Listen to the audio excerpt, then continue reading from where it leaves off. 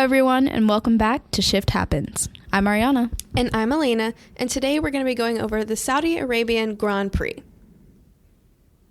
We're going to be recapping the race, sharing our race predictions, and once again answering some of my questions. Yes. Okay, so now on to the race review. My first talking point, I think it was the same as last year, episode, Aston Martin and Alonso. I think Aston Martin is ahead of the game, and I would put them as best of the rest. And I think that they're in a really good way to be in the contenders for the championship. I will say, though, just like last race, we had a little penalty fiasco, literally in the same format. So Alonso was really off center when he went up to his grid place, and they gave him a penalty for that. You know, it was pretty quickly noted. And then when he went to go serve it, apparently one of the jackmen touched his car way too early.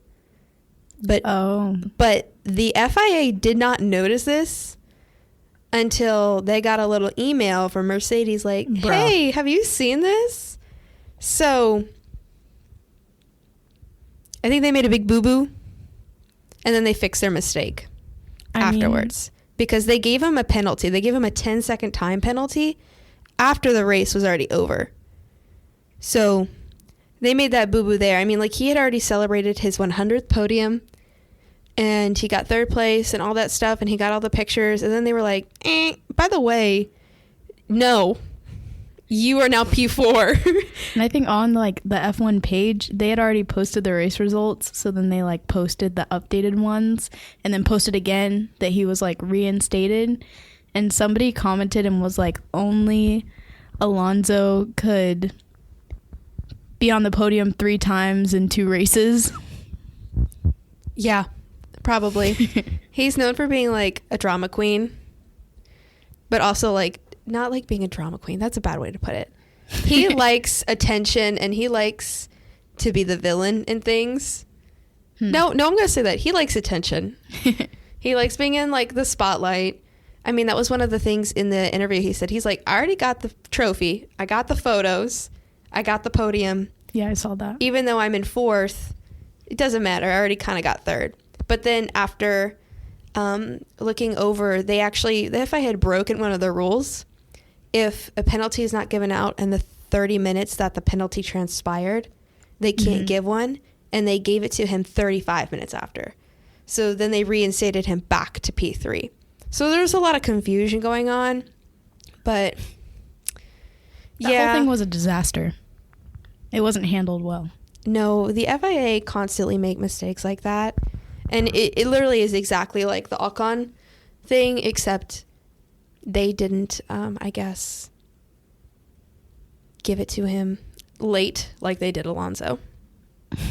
That's unfortunate, but I mean, it doesn't really change much, except like my perception of kind of the races and how they're held and like the formalities.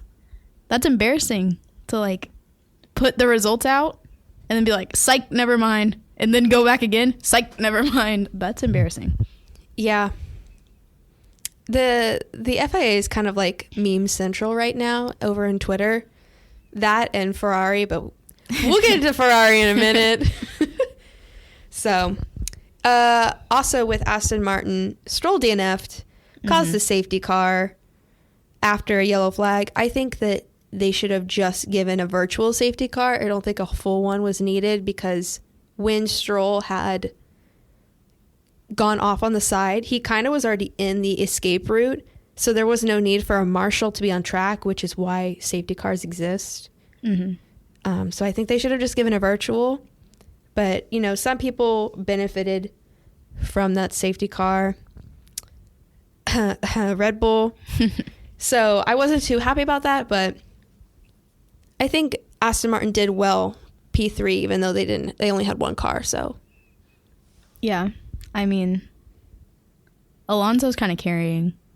He is. Not kind of. He is carrying. He is carrying. But I like seeing new people. And I mean, at the beginning of like the first race and everything, I wouldn't say it was like unexpected, but people were excited to be a part of like the Aston Martin hype train. Yeah. Because it was something different. Yeah. I mean, it's something new. Alonso has kind of been like, I wouldn't say screwed over, but I mean, Alonso goes where he thinks he needs to go, and I think he did a great job choosing Aston Martin, saying where they're at, and how the fact that they have a Mercedes engine and a Red Bull car, basically, you put the two together and it's a pretty good outcome. Yeah, I was wondering that. Like, how did they go from like where they were in previous seasons to now being like neck and neck with Red Bull? I mean, that's a big jump. They just got it right this season. They got it right because, you know, there was always the talk of, is this a fluke? Is it just like a one-off that they set up their car correctly for Bahrain? But now we've seen Alonso's second in a row podium, P3. Mm-hmm. I feel like this year they actually are a really good contender for the championship. So, yeah, I mean, it would be exciting to see somebody other than Max Verstappen win, in my opinion. Well, I mean, we saw Perez win. Not like that. I mean in like the drivers' championship, right? Didn't he win the last one? He won the last two. Yeah, that's what I'm saying. I'd like him to not win the third. Well, I mean, there is that now with Perez. That's a little feisty, too. We'll also get into that too in a minute, too. But on to the next team. I wanted to talk about Mercedes. They kind of like disappeared almost, just kind of into the background of this race. Normally we're talking about them. But, I mean, Lewis put on hards at the beginning of the race. So, I mean, when he was fighting between Leclerc and Max, they just breezed past him like it was an F1 car versus an F2 car. He didn't really fight them against it. He didn't really put his elbows out. I mean, I guess he did. He got a black and white flag for weaving on the straight. Yeah. So that wasn't very good. But on the other hand, Russell finished, I believe he finished P4. Yeah. He finished P4. Congrats to him because he's a very consistent person. And I feel like I know Lewis is saying a lot like, I just don't really vibe with the car. And George is just kind of like, I think we should fix this. And thanks for giving me a good car. So I think he's doing well with what he's been given. Yeah. McLaren, though. This is an embarrassing thing to watch on their behalf. But I know people are like okay with it because of the situation with Danny. That's what all the memes I see are about. Yeah. Karma sucks. I love Daniel Ricciardo, so saying that McLaren is now like not doing the best. Not doing the best, they have no points. Yeah, I'm not like happy about it, but like And didn't Norris finish like second to last? Yes, he finished P17. Not good. No, not good at all. I've seen so many memes about McLaren's like, are we the new Williams? And I want to say yes, because Williams has 1 point, right? Yeah. So they're further ahead than McLaren. Yeah, Williams like 7th in the constructors, or maybe 8th. I don't know. But I think that Williams doing well, definitely for having a rookie. I mean McLaren also has a rookie, so to speak, but that rookie has been shrouded in controversy from going from Alpine to McLaren and then causing a whole lawsuit. And then like Alpine, there's so much drama. Speaking of Williams. What? You know, I'm a really big fan. Oh. Ariana is like the biggest Logan Sargent fan. I am. You wanna know why? Because I love America. I hate her so much. She doesn't, guys. She likes me. But, yeah. I was pretty sad to see how qualifying went for Logan Sargent. That was not good. To the point that he literally made an Instagram post about it. And let me see. He said that one stings. Had a very strong pace, but let it slip away. Apology to the team. We'll try to make up for it tomorrow. If you have to make like an Instagram apology for your performance, I know you are like, oh, well, he's like a rookie and he doesn't have like the best car, so like it's kind of excusable. But if you're making an Instagram post apologizing to the team and viewers, that's kind of not good. Oh, I mean, like, I feel like a lot of them do that. A lot of them will make a Twitter post, or a lot of them will make an Instagram post. I mean, they constantly are doing media and interviews and stuff like that. So, I mean, they kind of have to have a presence. And, like, apologizing for it, I mean, like, at least he's owning up to his mistakes. And he's not like, it's not me, it's the car. I mean, like, he's owning up to his own mistakes. And he's like, yeah, wasn't the best performance. I apologize. I'll do better. Yeah, I don't see anything wrong with the apology, but apparently that got on her nerves. I don't think there's anything necessarily wrong with it. I just feel like I agree with you in saying that acknowledging that it wasn't your best is good, but I'd rather acknowledge it after I've done better. Like, yes, I messed up, but look at the new results I have to give you. Like, I mean, he has no new results to give us. There's not a race for another 2 weekends. I know. But maybe I wouldn't have phrased it like that. He decided to just get it out of the way. Yeah. Rip off the Band-Aid. So, next team to talk about. Let me just make some sad crying noises for Ferrari. I mean, honestly, their outcome is not horrible. Sainz finished P6 and Leclerc finished P7. It's not where you would want them to be, but considering that Charles went from P12 to P7, or did I say that right? Yes, P7. He did pretty well. If you watched the race, you would have seen his radio message to his engineer. I'm not surprised anymore with anything that comes out about Ferrari and things like that. Apparently, his race engineer told him to push after he was supposed to have pushed. Yeah. And then Leclerc kind of went off on him over the radio, like, this is something you should have told me before. And all the race engineer had to say was, copy. I mean, what are you going to say? Like... No, I know, but it's just funny. Like, it's one thing after another with this team. First, it was the strategy team. And I mean, like, they did a good job this race, and I'm very proud of them. Seems like either someone was fired or they were threatened because they actually had a pretty good strategy this race. But, like, now it's on to bad communication between drivers. And you start to wonder, Charles Leclerc is like a Ferrari golden boy. But at the same time, you start to wonder, like, he got screwed over so many times last season that you're like, how much more can this poor man take before he decides to just, like, leave? And because, you know, if you're a driver, you want to win a world title. I mean, like, title. That's, like, why you're racing in Formula One. You want to be the world champion. But at the same time, to win with Ferrari is such a prestige and such a, like, a thing. Like, you won your world title with Ferrari. I mean... I mean, anybody would want that. Yeah. So, I mean, I think he wants to stay because I think if they just got their act together, they would have such a good car. I don't know what's going on over there, but I think everybody needs to take a little, like, self-look at themselves and realize, am I the problem here? I feel like maybe some group bonding is the answer. Like, maybe the team needs to sit down and lay out vision boards of where they want to be because this is not good. Yeah. I also want to talk about Sainz.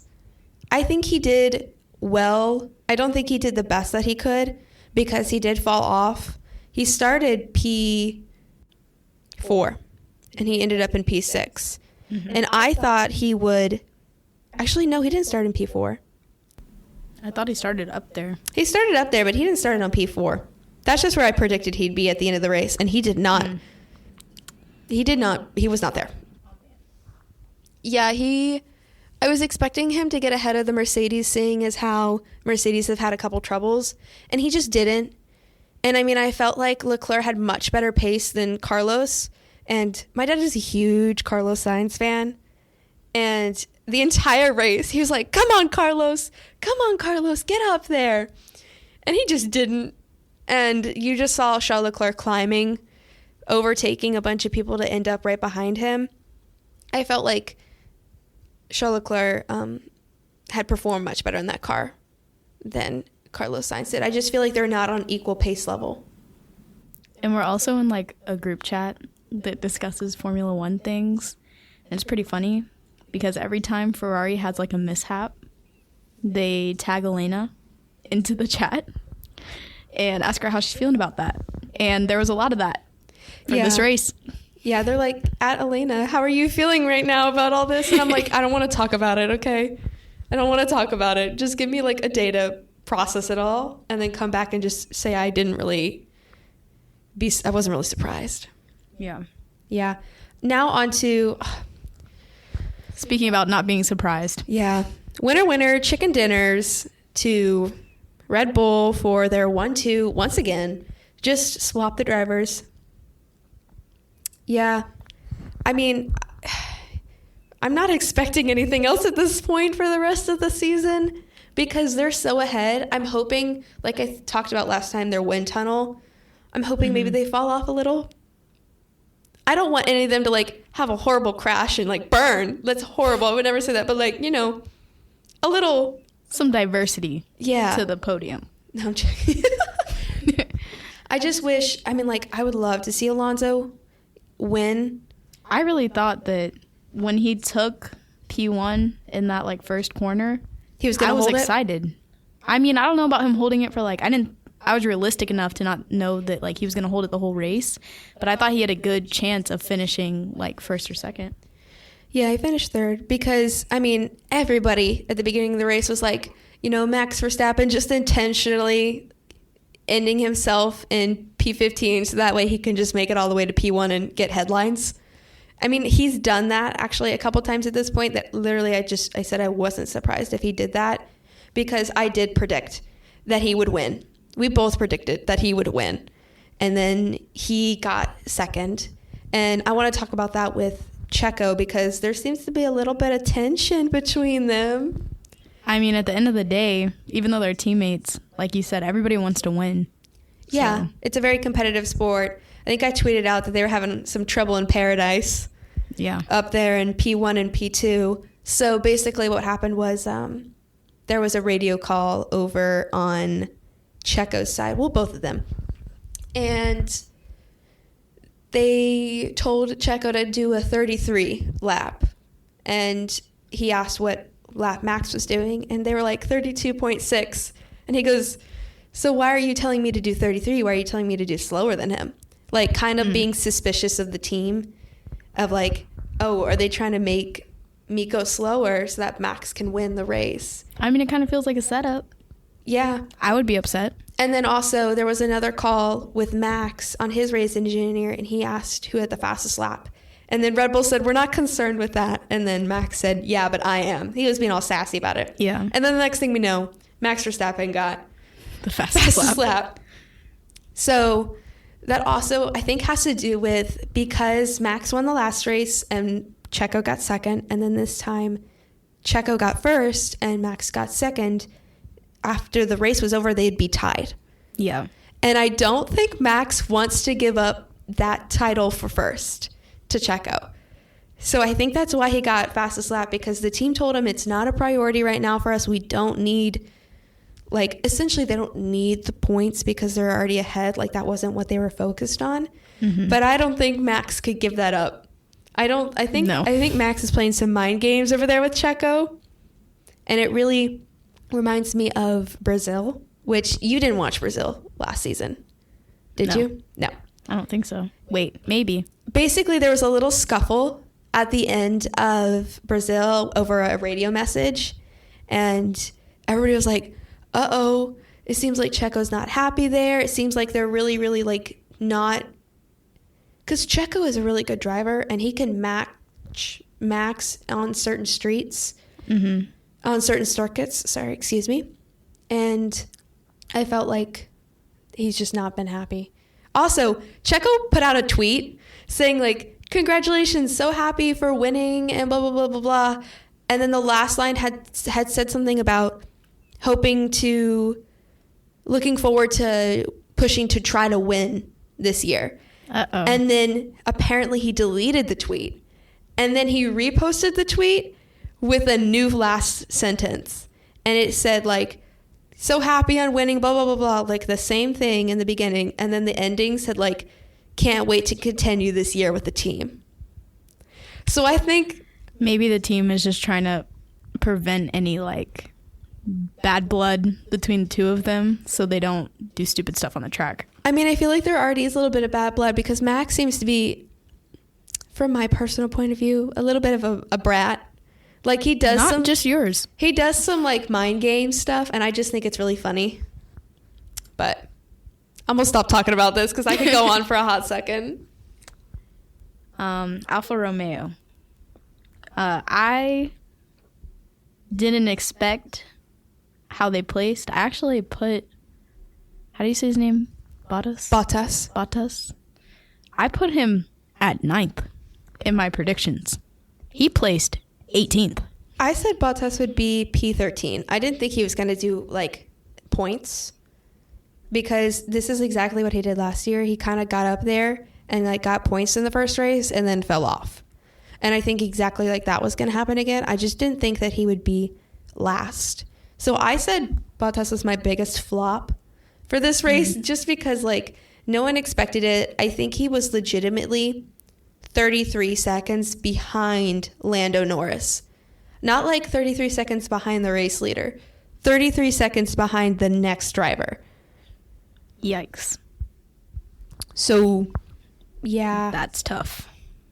I don't really know what's going on with him. I don't know what's going on with Alfa Romeo. Zhou Guanyu did well. He did get P13. So he placed where I thought Bottas would place. But... Oh, I got that one right, guys. Yeah, you did. On to another kind of bottom team. They're actually doing pretty well this year. Haas. They scored a point. It was Magnussen. Magnussen came out of nowhere and just overtook Yuki Tsunoda. And we got a lovely little radio message from Yuki, which I will not say because it is censored. But that resulted in some funny memes. And then onto another team. Last team we're going to talk about who kind of were talked about during the race was Alpine. Both drivers got points. They did really well. Gasly and Ocon. Ocon finished P8. Gasly finished P9. They both got points for the team. I think that they're doing really well as a team. I think they're doing really well as drivers.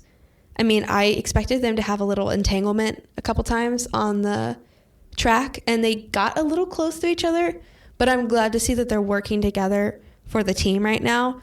Yeah. just to try to get points and not just to try to be like, I want to be ahead of you. So I'm glad to see that happening. Do you have any takes on that? I mean, when we were watching it, they looked competitive on the track. Like, I could tell they were driving defensively, but I didn't put them, I put them at 11th and 12th in my rankings. You got both of them right. Yeah. I wasn't really expecting them to both get points. I think that Alpine's going to do way better than a lot of people thought this year. I think a lot of people are expecting Gasly to not do well. I know I've listened to a couple podcasts, and a lot of them said that they think that this year, out of all the drivers who have been around, that Gasly was not going to do well this year because Gasly didn't do well last year in an AlphaTauri. But I think this year he's got a competitive car. He's got a competitive, not a competitive teammate because Yuki's competitive, but I think now he's got that mindset of, okay, I need to always try to beat my teammate, but also get points. And I think he's also in a good place. He's in a French team. He's French. Esteban Ocon is French. Everything's French there. So I don't know. Maybe he's enjoying the French life and is doing well. That could be true. But as we were kind of discussing a little earlier, we're going to go on to our race predictions for this race. If you recall, in our last episode, we were talking about mine and Elena's accurate predictions and that we were going to keep score. Well, I would just like to say that I got 3 right this time, which is 2 more than last time. And I got 1, 2, 3 close. So I'm on the up and up. Don't throw in the towel yet. Be ready for me to win. I also got 3 correctly. I guessed Alonso would be P3. I guessed Ocon and Gasly would be P8 and then P9. And then I also got 5. I guessed 5 close enough. And our close enough is that either we were 1 up or 1 below what they did place. So I almost got Norris right. I said that he'd be P18. He was P17. I'm really capitalizing on that McLaren downfall right now. So just because of your love for Danny. Yeah. Poor Danny. You're manifesting this. I'm also really loving all the McLaren memes with Danny. Those make me smile a little bit. Just a little bit when I see them. I think more than a little bit. Yeah. So on to now the team standings. Red Bull, of course, is number 1 with 87 points. Wow. Are we really expecting anything else at this point? The answer is no. I guess not. Yeah, so, and then tied for 2, second place is Aston Martin and Mercedes. They both have 38 points. I think Aston Martin would be higher if Stroll didn't DNF. I 100% think that Stroll would have been in the points had he not had I think he had an engine failure. So I agree. Yeah. I don't think that would have been a tie if he was still in the race. Yeah. 4th place with Ferrari, 26 points. Not really liking where they're at. I wish they were at least 3rd place, but we can't always get what we want. I've realized that really early on being a Ferrari fan. A reoccurring theme with Ferrari. Yep. 5th is Alpine with 8 points. We have a huge jump here. From 26 points in 4th place to 5th place with 8 points. Yeah. I mean, that just kind of shows who's best of the rest in the top teams right now. Red Bull, Aston Martin, Mercedes, and Ferrari. And then kind of, if you had to say who the best of the rest was, if you look at points for teammates and who's not a top contender, Alpine is definitely that. Then you've got 6th place with Alfa Romeo. They've got 4 points. 7th is tied with Williams for 7th is Haas and Williams tied with 1 point. I'm just glad to see that Williams has a point. Yeah, it's really nice. They were kind of like the butt of the entire, I mean, them and Haas for a lot of years were the butt of Ferrari. I mean, not Ferrari, Formula One. Yeah. And to see that they're ahead of AlphaTauri and McLaren is surprising, but it's nice to see. So yeah, 9th, AlphaTauri, 0 points. Hot take. I do believe that Logan Sargent is going to be on the podium at some point. Now, you can say I'm delusional, but I think it's going to happen. I have no words. I have no words, honestly. I told her that there was a very, very low percentage of this happening. If, like, everybody DNF'd and, like, there were 3 people left on the track. Oh, my gosh. Maybe. But I'm hopeful. I don't think we're in hopeful territory. I think we're in delusional territory. But that's a place that Elena and I reside in frequently. So I think that it's okay for me to be delusional about this. Okay, moving on. McLaren's in 10th with 0 points. And after looking at our little score points that we're collecting, I'm winning with 6 by points. 2 points. That's 2 more points that I have that you don't. Okay, well, I'm gonna be on the up and up. Just wait, I'm the underdog of this of this podcast. Yeah, because this is your first season, so. Yep. Yeah, so we're only counting points for what we correctly predict. All right, now on to the next segment, Ariana's questions. Yeah, so like Elena said, this is my first season. I still have a bunch of questions, but the questions we're going to be addressing today, the first one is, watching the races and looking at the memes and everything, there's all this talk about ways to take corners and the different types of corners and whatever. That's very confusing to me because I usually watch straight line racing. So that's a whole not addressed, not important, not relevant aspect to the racing that I'm used to watching. So my question to Elena is, please explain. Corners? Yes. Yes. So I actually had her ask me this earlier in the week because corners are a very like kind of complicated thing to explain. So there are a lot of different types of corners. I'll label out some: chicane, hairpin, banked, and kink. So those are some of like the more, I guess, like just normal ones. So a chicane is a series of corners on a circuit that include at least 2 changes in direction. Mm-hmm. They're taken at low speeds. They're meant to be there for safety and to kind of like slow you down. A kind of more famous chicane is on the Monza circuit. It's the Ascari chicane. It's really just known to kind of slow the drivers down a little bit and just kind of bring in an aspect of safety. Mm-hmm. Second is hairpin. A hairpin is kind of what you think it is. It's a tight corner after a long straight. It makes the cars turn almost 180 degrees, and they have to really slow down to take these turns. Another example is the Monaco circuit and the Grand Hotel hairpin. If you watch the Monaco circuit, you will immediately be able to pinpoint what one I'm talking about. It looks like a bobby pin. Yeah, that's basically what it's named after. Another type of corner is a banked corner. So basically it's a corner or turn that inclines the car, and it's normally almost always towards the inside of the corner. This corner apparently was outlawed.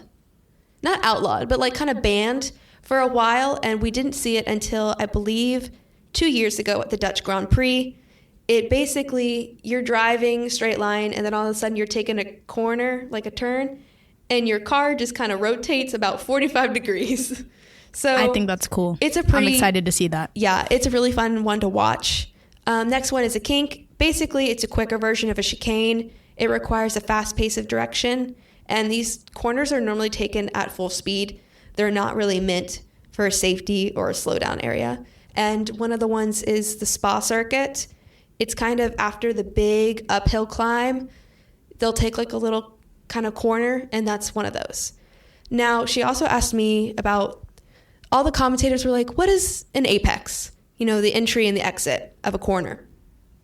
Well, basically, the apex is, each corner has a different type of apex, but the apex is the most inner corner of the turn. And each corner has a different way that you can take it. So, and also to understand the apex, you need to know about the racing line and what that is. So basically, the racing line is the optimal line that a driver will take to have the fastest lap around a circuit. Okay. That's why you see all these drivers taking the same way. Oh. Yeah.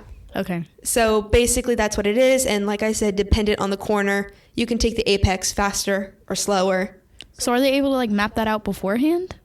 Of like what the fastest? Yeah. I mean, that's what free practice is for basically. But on a circuit like that you've driven so many times over, you know what the racing line is. After, I mean, these drivers are the best of the best in the world. They can pretty easily pick it out and understand what is the best way to take a corner. Makes sense.